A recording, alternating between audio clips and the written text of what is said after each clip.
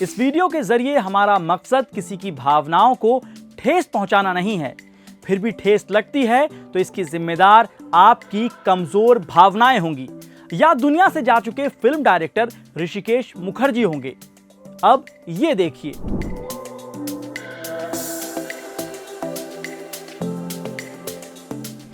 Film का नाम है किसी से ना कहना। साल 1983 में ऋषिकेश मुखर्जी के डायरेक्शन में यह फिल्म बनी थी और आप भी किसी से ना कहना कि इस फिल्म के इस सीन के इस बोर्ड की तस्वीर को शेयर करने की वजह से एक शख्स को जेल भेज दिया गया है। फैक्ट चेकिंग मतलब फैक्ट न्यूज की पड़ताल करने वाली वेबसाइट ऑल्ट न्यूज के को-फाउंडर मोहम्मद जुबैर को दिल्ली पुलिस ने गिरफ्तार किया। किसी से ना कहना कि इस फिल्म के इस सीन के लिए पुलिस ने जुबैर पर दंगा भड़काने से लेकर धार्मिक भावनाएं आहत करने का आरोप लगाया है। आप किसी से ना कहना कि जो दिल्ली पुलिस जेएनयू की कोमल शर्मा को ना ढूंढ पाई, नरसंहार की अपील करने वाले नरसिंहानंद को जेल में नहीं रख सकी, वो एक गुमनाम ट्विटर हैंडल से किए गए ट्वीट का संज्ञान लेते हुए जुबैर को जेल भेज देती है। अब जब दिल्ली पुलिस पक्षपात, विच हंट और जानबूझकर आम लोगों या पत्रकारों को फंसाएगी तो हम पूछेंगे जरूर, जनाब ऐसे कैसे?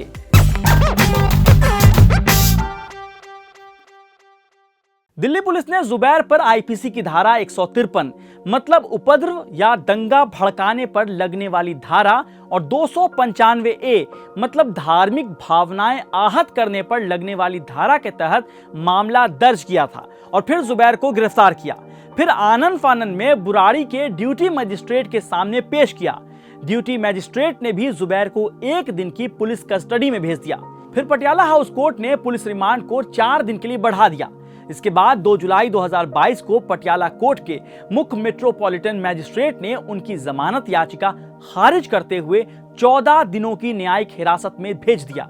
यही नहीं, दिल्ली पुलिस ने पटियाला हाउस कोर्ट में सुनवाई के दौरान बताया कि जुबैर पर आपराधिक साजिश और सबूत नष्ट करने के आरोप भी जोड़ दिए गए हैं। यह तो हुआ बैकग्राउंड। अब आपको हम एक एक कर दिल्ली पुलिस के एक्शन से मिलवाते हैं। द क्विंट के पास मामले से जुड़ी एफआईआर की जो कॉपी है उसमें कहा गया है कि जुबैर पर भारतीय दंड संहिता मतलब आईपीसी की धारा 153 ए विभिन्न समूह में दुश्मनी बढ़ाने और 295 के तहत मामला दर्ज किया गया है।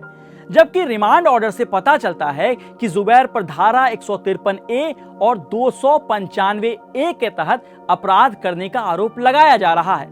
यह बहुत अहम है क्योंकि जहां सेक्शन 295 पूजा स्थल के अपमान या चोट पहुंचाने से जुड़ा हुआ है, वहीं सेक्शन 295 ए धार्मिक भावनाएं भड़काने के जानबूझकर इरादतन साजिश से जुड़ा हुआ है। जुबैर को जिस अपराध के लिए हिरासत में लिया गया है वो दरअसल एक होटल का साइन बोर्ड है जिसे बदलकर हनीमून होटल से हनुमान होटल दिखाया गया है। इसके साथ एक टेक्स्ट लिखा गया है, 2014 से पहले हनीमून होटल और 2014 के बाद हनुमान होटल।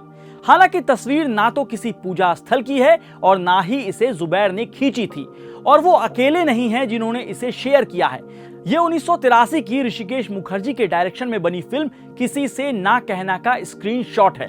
ट्विटर पर अलग अलग वक्त में अलग अलग यूजर्स ने इसका इस्तेमाल किया है। दरअसल ये इंडियन एक्सप्रेस के एक आर्टिकल का कवर भी था, यानी बाकियों ने जब इसे दुनिया को दिखाया तो किसी की भावना आहत नहीं हुई, लेकिन जुबैर ने दिखाया तो आहत हो गई।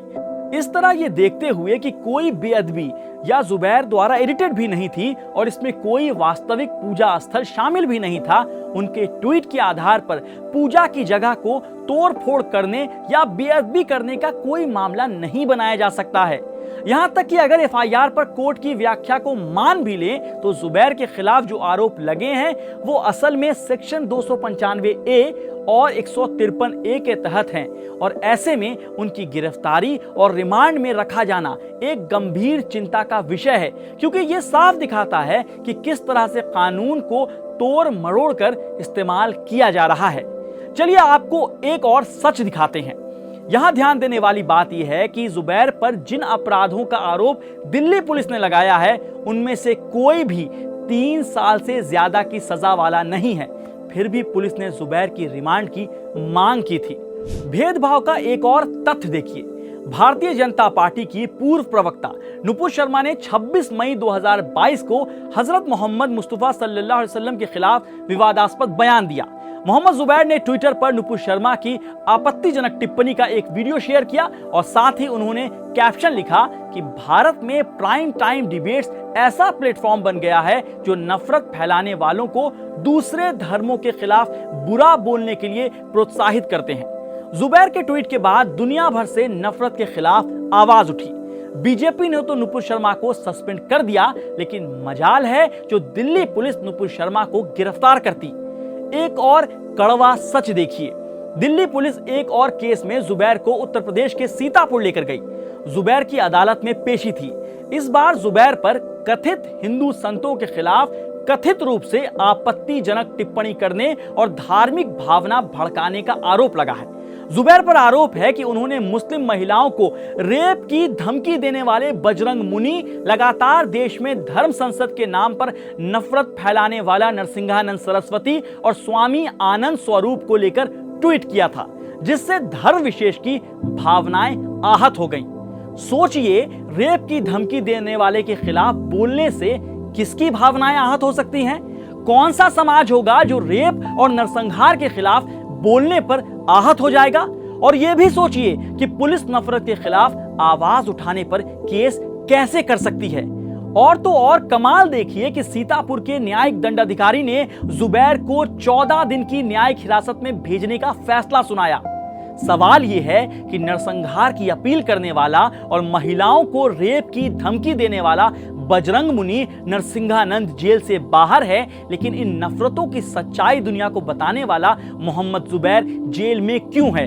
जुबैर को ट्वीट के बहाने गिरफ्तार किया गया है, वो साफ तौर पर एक राजनीतिक व्यंग है, जो कि एक फिल्म का सीन है।